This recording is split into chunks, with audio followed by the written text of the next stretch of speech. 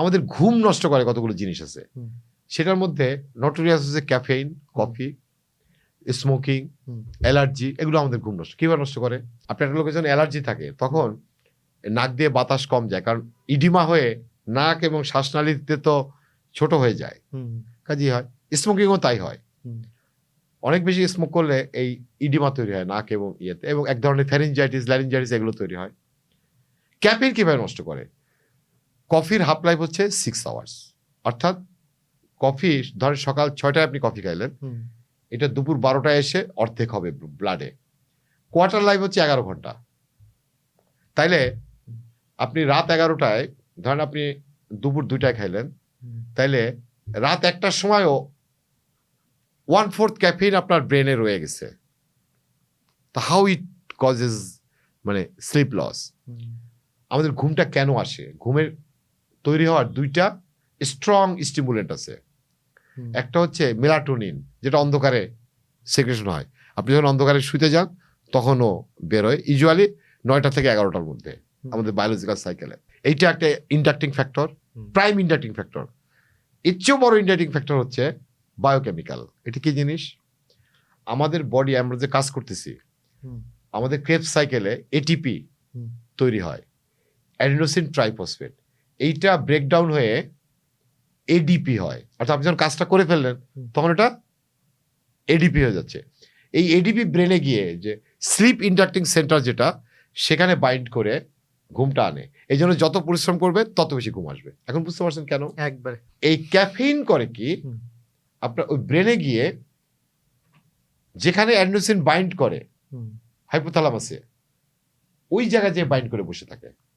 তাইলে ওই যে আপনার অ্যাডিনোসিন যেটা বডিকে ক্লান্ত রাখে, ক্লান্ত করে, ওইটা ওখানে বাইন্ড করতে পারছে না, ঘুম আসতেছে না। ফলে আপনি একটু সতেজ ভাব লাগে, একটু চাঙা ভাব লাগে। বাট কফি খেয়ে ঘুমাইলে যেটা হবে, আপনি দুপুর 2টায় যদি 1 কাপ কফি খান, লাস্ট কফি বলা হয় দুপুর 2টায়, এরপর আর কফি খাওয়া যাবে না সারাদিনে।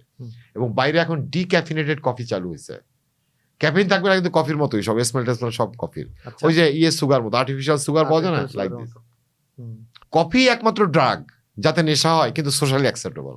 আপনি দেখেন, আমরা সবাইই খাওয়াচ্ছি কফি, আমরা ছেলে মেয়েদেরও খাওয়াচ্ছি, মানে সবাই খাচ্ছে সব জায়গায়। But it is addictive drug. Okay, addiction হয় কফিতে।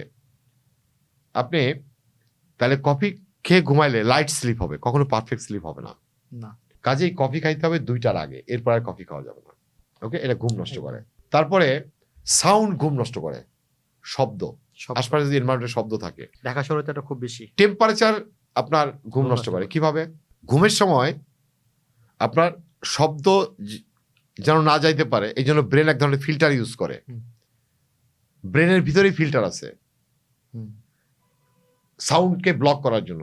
এই জন্য আপনি দেখবেন, আপনি প্রথম যে ঘড়ির সাউন্ডটা শুনতেছেন, একটু পরে আর শুনতে পান না। খেয়াল করেন, একটা কোলাহলপূর্ণ জায়গায় আপনি আছেন, বাইরের দিকে ট্রাম চলছে, গাড়ি চলছে, ট্রেন চলতেছে, আপনি প্রথমে শুনতে পান, ওইখানে গেলে পরবর্তীতে আর শুনতে পান না।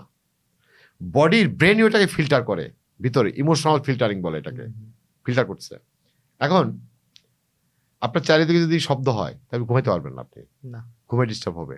আপনি বৃষ্টির দিনে আপনার ঘুম আসে, শীতের দিনে আপনার ঘুম আসে, গরমের দিনে আপনার ঘুম আসে না কেন? এর কারণ হলো বৃষ্টির যে শব্দ, এর যে মিউজিক্যাল নোটস, অক্টেভস, এইটা ডেল্টা স্লিপের সময় ব্রেনে যে ওয়েভ তৈরি হয়, রবীন্দ্রসঙ্গীতের যে সাউন্ড একই রকম, সমুদ্রের সাউন্ড, এটা একই রকম ওয়েভ তৈরি করে ব্রেনে, ডেল্টা স্লিপের মতো। এই জন্য ঘুমটা ভালো হয়।